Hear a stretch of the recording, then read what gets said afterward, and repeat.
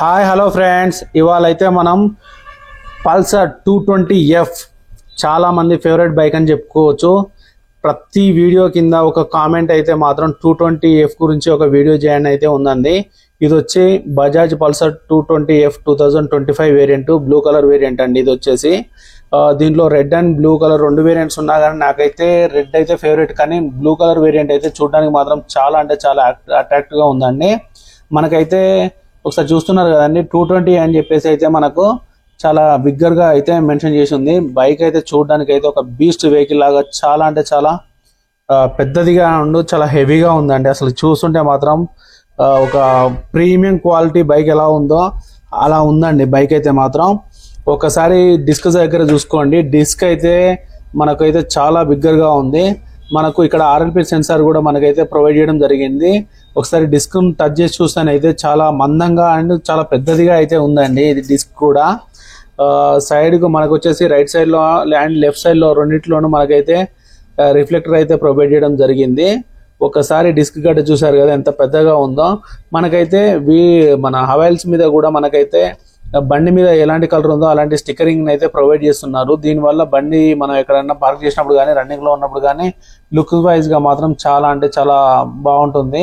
ఇక్కడ నాకు నచ్చని విషయం ఏంటంటే మనకైతే ఫ్రంట్ ఫోక్స్ వచ్చేసి మనకైతే ఓల్డ్ ఉన్నాయండి. ఇప్పుడు పల్సర్ 200NS లో చూసుకున్నట్లయితే మనకైతే అప్సైడ్ డౌన్ ఫోక్స్ ఉన్నాయి కదా, అలాంటివి వస్తాయి అనుకున్నాను, కానీ ఇంకా రాలేదు. పాతయే మెషిన్ యూజ్ చేస్తున్నారు. ఇంకా ఇదొకటైతే నాకు నచ్చలేదు. కనీసం ఇది అప్గ్రేడ్ చేసి ఉంటే బాగుండేది అనిపించింది. మనకు ఫ్రంట్ మార్కెట్ పైన అయితే మనకైతే ఒక కార్బన్ ఫైబర్ స్ట్రక్చర్ ఫినిష్ అయితే ఇవ్వడం అయితే జరిగింది. చూసారు కదా రైట్ సైడ్ రిఫ్లెక్టర్. మనకైతే ఫ్రంట్ సైడ్ అయితే మనకి ఇంకా అయితే ఎలిజెంట్ బల్బ్స్ అయితే ప్రొవైడ్ చేస్తున్నారు, ఇండికేటర్స్ అయితే. ఈసారి అయినా కానీ LED ఇచ్చుంటే బాగుండేది అయితే అనిపించింది. NS 200 లో చూడండి, ఇక్కడైతే టోటల్ గా LEDకి అయితే అప్గ్రేడ్ చేశారు. ఇక్కడైతే మనకు ఇండికేటర్స్ కూడా మనకైతే ఇంకా మనకైతే పాతవే ఉన్నాయి, కొత్త అయితే అప్గ్రేడ్ చేయలేదు. మనకి ఇక్కడ చూడండి హెడ్ లైట్ అండ్ DRLs, ఒక ప్రొజెక్టర్ హెడ్ ల్యాంప్ మాత్రం ఒక LED తో వస్తుందండి. మిగతా అన్ని మనకు ఓల్డ్ గానే ఉన్నాయి. దీంట్లో ఏది అప్గ్రేడ్ అయితే ఇంతవరకు జరగలేదు. ఇంకా చిన్న చిన్న అయితే మార్పులు అయితే జరిగాయి. కానీ ఒకసారి అయితే కీ ఆన్ చేసి చూపిస్తాను చూడండి. ఒకసారి మీరు చూసారు కదా DRLs కూడా మనకు బల్బ్ తోనే వస్తున్నాయి, ఇంకా LEDకి అయితే అప్గ్రేడ్ చేయలేదు 2025 లో కూడా. మనకు ఒకసారి చూస్తున్నారు కదండి, మనకైతే ఒకసారి పాస్ లైట్ అయితే ప్రెస్ చేసి చూపిస్తారు చూడండి ఒకసారి. ఇక్కడ కూడా మనకైతే హెలిజన్ లైట్ ని అయితే ప్రొవైడ్ చేశారనమాట. పాస్ లైట్ స్విచ్ లో కూడా మనకు ఓన్లీ మెయిన్ లైట్ వచ్చేసి మాత్రమే ఒక ప్రొజెక్టర్ హెడ్ ల్యాంప్ అయితే వస్తుందండి. మిగతా అయితే ఏం చేంజ్ అవ్వలేదు. ఇది ఒక బ్యాడ్ న్యూస్ అని చెప్పుకోవచ్చు. మనకు 2025 లో మనకైతే NS 200కి వచ్చిన మాదిరిగానే అన్ని LED తో వస్తాయని చెప్పేసి అయితే చాలా మంది అనుకున్నారు. ఇది ఒకటైతే డిసప్పాయింటింగ్ న్యూస్ అని చెప్పుకోవచ్చు. మనకు వచ్చేసి కౌల్ అయితే మనకైతే ఫ్రంట్ నుంచి ట్యాంక్ వరకు అయితే చాలా అంటే చాలా నీట్ గా సెట్ చేసి అయితే ఉంది. ఇక్కడ చూసారా ట్యాంక్ దగ్గర పల్సర్ అని ఉంది. మనకైతే ట్యాంక్ మీద అయితే ట్యాంక్ ప్యాడ్ అయితే ఇదేం మిస్ చేయలేదు, ఇదైతే ప్రొవైడ్ చేశారనమాట. ట్యాంక్ పైన కూడా సేమ్ బండి బ్లూ కలర్ విధంగానే స్టిక్కర్స్ అయితే వేయడం వల్ల మనకైతే చాలా నీట్ లుక్ అయితే వచ్చేసింది అనమాట. ఈ బండి వచ్చేసి మనకు E20 పెట్రోల్ వర్షన్ కి అయితే సపోర్ట్ చేస్తుందండి. మనకు ఇక్కడ హ్యాండిల్ దగ్గర అయితే రబ్బర్స్ చూసుకున్నట్లయితే ప్రీవియస్ జనరేషన్ తో పోల్చుకుంటే అయితే కొంచెం ఇంప్రూవ్ చేశారని చెప్పుకోవచ్చు. ప్రీవియస్ అయితే కొంచెం రఫ్ గా ఉండి చేతికి అయితే కుచ్చుకపోయేలా ఉండేది, ఇది కొంచెం సాఫ్ట్ గా ఉంది. మనకైతే స్విచెస్ దగ్గర కూడా మనకైతే ఇంప్రూవ్మెంట్ అయితే జరిగిందని చెప్పుకోవచ్చు. మనకు రైట్ సైడ్ లో వచ్చేసి engine wheel switch and engine start switch అయితే ఉంది అనమాట. ఒకసారి చూస్తున్నారు కదా, మనకు మీటర్ కూడా ఫుల్లీ డిజిటల్ LCD కన్సోల్ కి అయితే అప్గ్రేడ్ అయింది అనమాట. దీంట్లో అయితే మనకు డే టు డే వచ్చే అన్ని features and navigation, Bluetooth connectivity, ABS indicator మొత్తం మనకు అన్ని ఫీచర్స్ అయితే దీంట్లో అయితే ప్రొవైడ్ చేస్తున్నారు. దాంతో పాటుగా మనకైతే డిస్ప్లే దగ్గరనే లెఫ్ట్ సైడ్ లో వచ్చేసి మనకైతే ఛార్జింగ్ పోర్ట్ ను కూడా మనకైతే దీనిలో ప్రొవైడ్ చేస్తున్నారు. దీనివల్ల చాలా హెల్ప్ఫుల్ అవుతుంది. మనం రైడ్ చేసినప్పుడు ఫోన్ లో ఛార్జ్ అయిపోయినట్లయితే.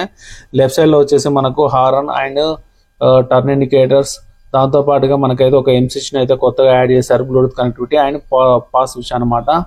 మనకైతే స్విచెస్ అయితే క్వాలిటీ అయితే చేంజ్ అయిందని చెప్పేసి అయితే ఖచ్చితంగా మనకైతే అవపడుతుంది. M-switch వచ్చేసి దీని ద్వారా మనం అయితే మొబైల్లో ఉన్న బ్లూటూత్ అయితే కనెక్ట్ చేసుకొని కాల్స్ కానీ నావిగేషన్ కానీ చెక్ చేసుకోవడానికి అయితే యూస్ఫుల్ గా ఉంటుందని అయితే చెప్పుకోవచ్చు. దీని సైడ్ ఇండికేటర్స్ వచ్చేసి మనకైతే హ్యాండిల్ బార్ దగ్గర ఉండవండి, ముందు విండ్షీల్డ్ మీద అయితే మనకైతే ప్లేస్ చేసి ఉంటాయి. ఇది ఒక స్టైల్ పర్పస్ అని చెప్పుకోవచ్చు. చాలా అంటే చాలా అట్రాక్ట్గా ఉంటుంది. ఇవే చాలా మందికి అయితే నచ్చుతూ ఉంటాయి అన్నమాట. వాటి క్వాలిటీ కూడా మనకైతే చాలా అంటే చాలా బాగుంది. మనకు వచ్చేసి సీట్ చూసుకున్నట్లయితే ఇది వచ్చేసి అంత కుషనింగ్గా లేదు, అంత హార్డ్గా కూడా లేదండి. పర్లేదని చెప్పుకోవచ్చు, బాగా ఉంది. మనకు పిలియన్ సీట్ చూసుకున్నట్లయితే మాత్రం చాలా అయితే పెద్దదిగా అయితే ఇచ్చారనమాట. దీన్ని యూజ్ చేసి మనం లాంగ్ రైడ్కి వెళ్ళినప్పుడు అయితే ఏం ఇబ్బంది ఉండదు. కానీ చాలా వెహికల్స్లో అయితే ఇంత పెద్ద సీట్ అయితే ఉండదు. ఓన్లీ 220F మాత్రమే ఇది ఒకటైతే దక్కిందండి. అలాగే రైడర్ సీట్ కూడా మాత్రం చాలా పెద్దదిగా ఉంది. 2 సీట్లు పెద్దదిగా ఉండడం అనేది మాత్రం ఒక 220Fలో మాత్రమే పాసిబుల్ అవుతుందండి. చూస్తున్నారు కదా, మనకు బ్యాక్ సైడ్ అయితే 220F అని అయితే మెన్షన్ చేసి ఉంది. అలాగే మనకు 2 ఇండివిజువల్ గ్రాడ్బెల్స్ అయితే ప్రొవైడ్ చేయడం అయితే జరిగింది.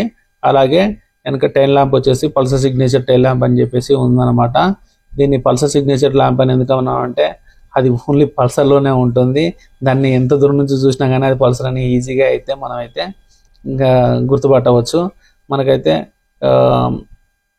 ఇది వచ్చేసి ఆయిల్ కూల్తో వస్తుందండి, లిక్విడ్ కూలింగ్ కాదండి. మనకు NS200 అయితే లిక్విడ్ కూలింగ్తో వస్తుంది, ఇది వచ్చేసి ఆయిల్ కూలింగ్తో వస్తుందని చెప్పేసి అయితే అక్కడ మనకైతే మెన్షన్ చేసి ఉందండి. దీంట్లో వచ్చేసి మనకైతే 2 స్పార్క్ ప్లగ్లు అయితే ఉన్నాయండి. మనకు ఈ ఇంజన్ వచ్చేసి 220cc అయితే సపోర్ట్ చేస్తుందండి.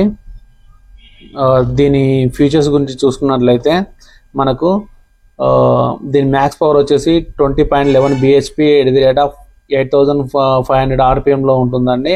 దీని మ్యాక్స్ టార్క్ వచ్చేసి 18.55 Nm torque at the rate of 7000 RPMలో ఉందండి.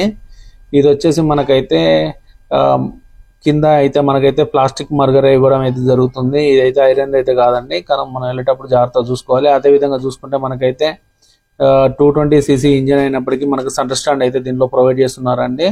అదేవిధంగా ఒకసారి బ్రేక్ చూసుకున్నట్లయితే చాలా అంటే చాలా స్టైలిష్గా అండ్ చాలా హెవీగా ఉందండి. మనకు రైడర్ ఫుట్ వేస్ట్ అయితే చాలా క్వాలిటీగా ఉంది, ఫోల్డబుల్గా ఉందండి. ఎక్కడైనా కింద పడ్డప్పుడు అయితే అది ఫోల్డ్ అయ్యి దాని డ్యామేజ్ కాకుండా ఉండడానికి అయితే సేఫ్ సైడ్లో ఉంటుంది. ఒకసారి సైలెన్సర్ చూసారా ఎంత బాగుందో.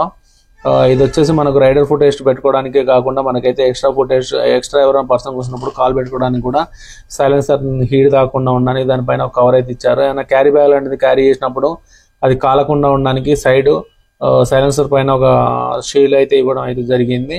ఒక డిజైన్ పార్ట్లో భాగంగా మనకైతే ఒక స్టీల్ ర్యాపర్తో కట్టేసినట్లుగా ఒకటైతే ఉందండి. దీనివల్ల మనకు సైలెన్సర్ లుక్ అనేది చాలా బాగా ఎన్హాన్స్ అయిందండి. దాంతోపాటుగా మనకు సాగ్ అబ్జర్వర్ సైజ్ కూడా చాలా బాగా ఇంప్రూవ్మెంట్ అయితే ఉందండి, చాలా పెద్దదిగా ఉంది.